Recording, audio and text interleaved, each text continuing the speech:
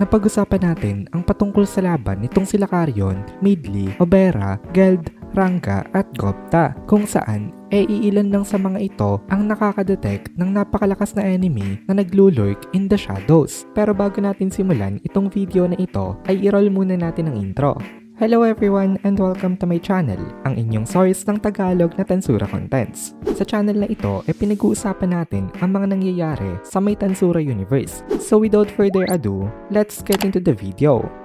Nagka-upload nga pala ng solo leveling contents ang Anime Fan Narrations na owned rin ng Anime Kohai. So kung interested kayong manood ng mga contents ng solo leveling, ay pwede nyong i-check yung link sa my description. Natuwa itong si Midley dahil dumating dito itong sila Gupta at Rangga, kasi kanina away na itong si Midley na hindi kakayanin itong sila Esprit at Phobio itong si Pelyod. Actually, siya talaga dapat ang re-rescue sa may dalawang ito. Kaya mabuti na lang talaga at dumating dito itong sila Gupta. Kaya hindi na kailangan itong si Midley na madaliin ang kanyang laban kay Saril. Dahil doon, balak ni Midley na bumawi kina Gupta later sa pamamagitan ng pagtulong sa kanila sa kanilang mga magiging training. Although para kay Gupta hindi na ganun kailangan na i-train siya nitong si Midley kasi malakas na talaga ngayon itong si Gupta kapag naka-activate ang unification nilang dalawa nitong si Rangga. I would probably say na kaya na nilang tapatan itong si Midley kapag naka-unify silang dalawa. Hindi ko naman sinasabi na kaya na nila itong talunin, pero at least ay kaya nilang i-manage ang kanilang sarili laban sa ganun kalakas na opponent. So after nga ng ilang mga prolonged battles, itong si Frey ang naunang nagawa na manalo. Naapektuhan nito ang ilang mga battles dahil kinailangan ng ilang mga Insector Generals na magmadali na talunin ang kanilang kalaban. Kaya as a result naging careless sila at yun ang naging dahilan ng kanilang mga pagkatalo. Kagaya na lang ng pagtalo nitong si Kabero kay Bitap at pagtalo naman itong si Carrion kay Abart.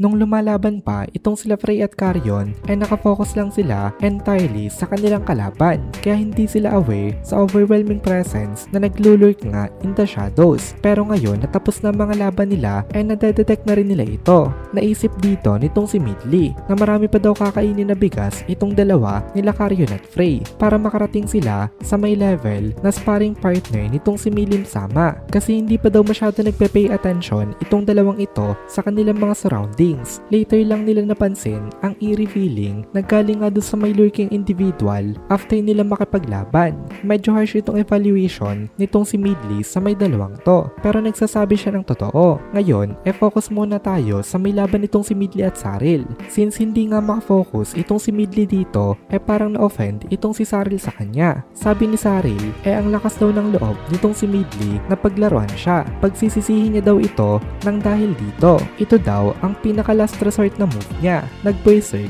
itong si Saril at papunta siya ngayon sa may direction nitong si Midley. Pero kahit na ganito, parang wala pa rin interest itong si Midley sa kanya. Kahit na ginamit niya na ang kanyang overdrive, hindi pa rin siya threat kay Midley. Tumitig lang itong si Midley sa may katawan nitong si Saril. Kahit na nag-increase ng several times ang speed nito, hindi pa rin ito nagawa na matakasan ng mga mata nitong si Midley. Kasi ngayon, seryoso na rin siya. Malakas daw ang isang seryosong Midley kasi in-restrict lang nitong si Midley itong naka-overdrive na Saril gamit ang kanyang overwhelming na aura. Hindi na agad nakagalaw itong si Saril nang dahil dito. Tapos i-deliver na nitong si Midley ang kanyang pinaka-final blow. Ito ang killing blow na tumama sa may body nitong kanyang kalaban. Dahil sa suntok na ito nitong si Midley nakrush ang katawan nitong si Saril. Ito ay isang instant kill. Napakalakas rin pala talaga nitong si Midley at ipinapakita nga ngayon na isa talaga siyang warrior na strong enough para labanan sa mga sparrings ang Demon Lord na si Milim. Pero kahit na panalo na ngayon itong si Midley hindi natin makikita sa kanyang facial expression na natutuwa siya dahil sa may nangyari. Kasi kahit na panalo itong si Midley napaka-dark ng kanyang facial expression. Sabi kasi ni Midley hindi niya daw gusto itong nararamdaman niya dahil tama daw pala siya sa kanyang hinala. Habang tumatagal daw lalong lumalakas ang threat sa kanila na aura.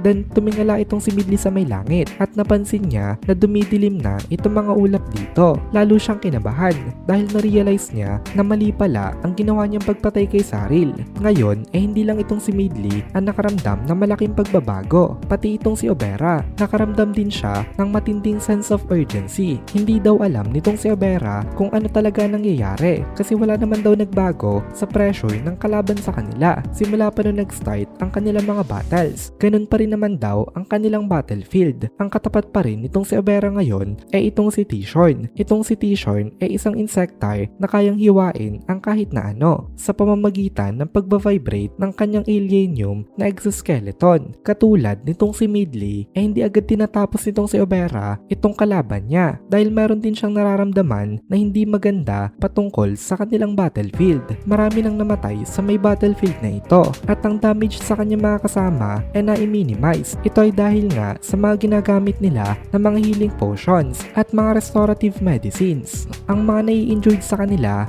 ay pinapalitan agad ng mga hindi injured. Then yung mga injured ay pumupunta muna sa kanilang base para i-treat itong mga injuries na ito. Dahil sa strategy nila na ito ay wala ni isang casualties sa kanilang mga forces. Ingat na ingat sa kanilang mga buhay ang mga kakampi nitong si Obera. Habang ang mga insectoids naman ay wala lang nang wala. Wala silang pakialam kung sila ay mamatay sa may battlefield na ito. As a matter of fact ay less than half na lang ang mga natitira sa mga insectoids sa kanilang original numbers. Pero ang ipinagtataka nitong si Obera ay bakit daw kung kailan bawas na ang bilang ng mga kalaban nila ay lalong lumalakas ang kanilang nararamdaman na kaba. Bakit mas lalo nagiging dangerous ang reading ng kanilang hyper-intuition. At dito na muna natin tatapusin itong video na ito. Kung nagugustuhan mo itong mga videos natin ay please consider joining the membership para mapanood mo na agad ang mga kasunod na part dahil palaging advance ang ating mga members. Also ay please consider leaving a like at mag-comment ka na din para ma-boost naman tayo ng algorithm.